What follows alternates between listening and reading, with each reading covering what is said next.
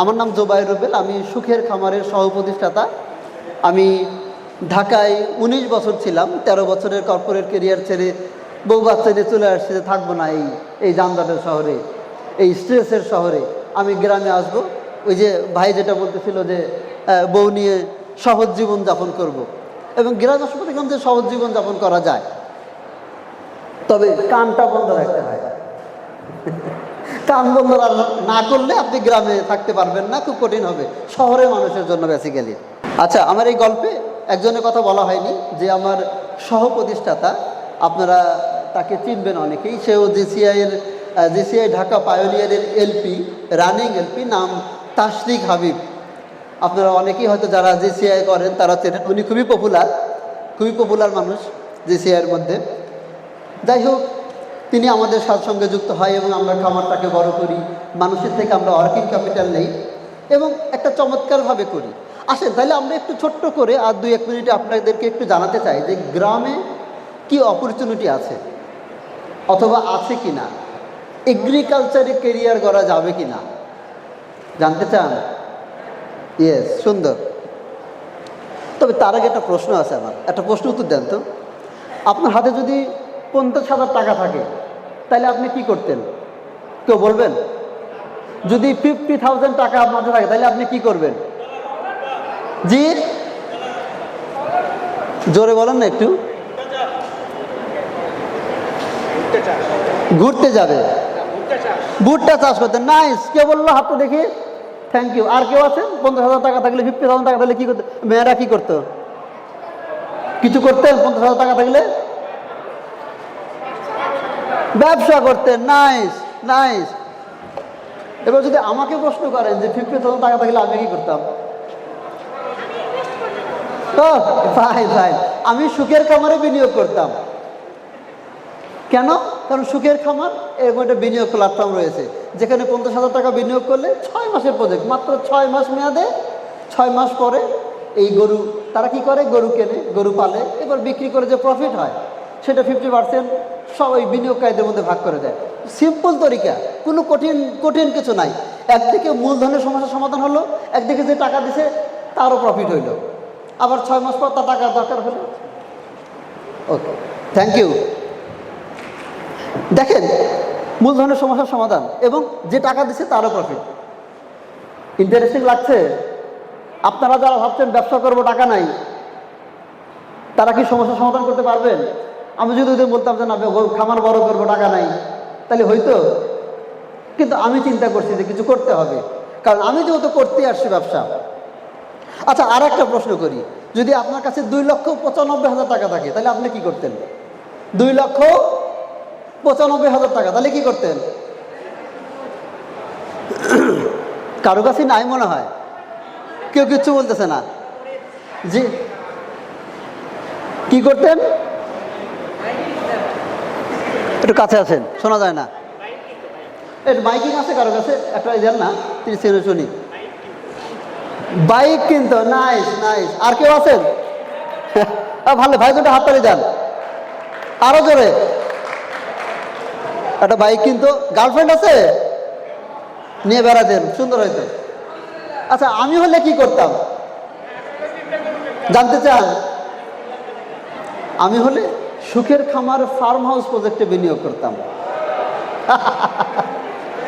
সুখের খামারে আরো একটা বিনিয়োগ প্রজেক্ট, যেইটাতে আমরা যেমন গরু বর্গায় 6 মাসের চুক্তি, প্রফিটের 50%, কিন্তু ফার্ম হাউস প্রজেক্টে আমরা অফার করছি ওনারশিপ।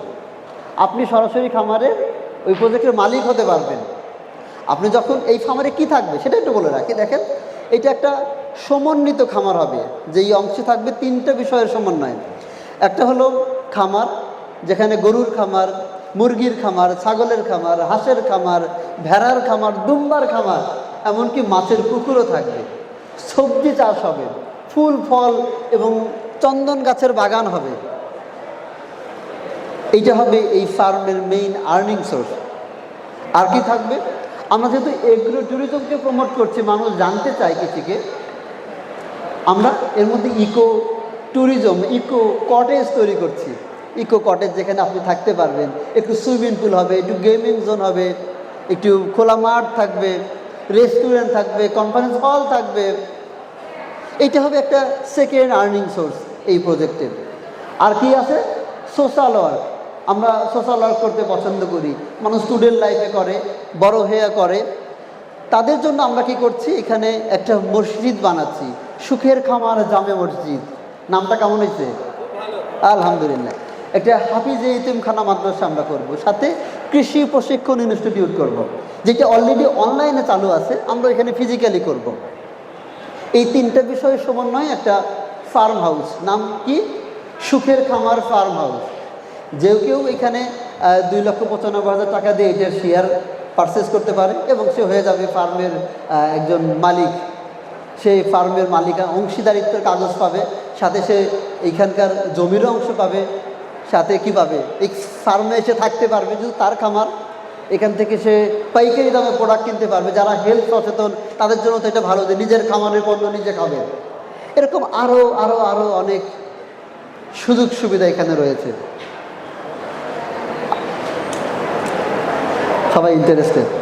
আচ্ছা, আমি একটু শেষ প্রশ্ন করে শেষ করতে চাই। যদি আপনার কাছে 3,000 টাকা থাকে তাহলে আপনি কি করতেন? আছে না 3,000 টাকা কারো কাছে? আছে? 3,000 টাকাও নাই? আছে, কি করতেন? বাহ, ফাইন ফাইন। আমি হলে কি করতাম? নাইস নাইস, হাততালি হওয়ার জন্য। তাহলে আমি সুখের খামারের গেস্ট হাউসে বেড়াতে যেতাম। একটি ইকো ফ্রেন্ডলি কটেজ তাদের রয়েছে, আপনারা চাইলে সেখানে বেড়াতে যেতে পারবেন।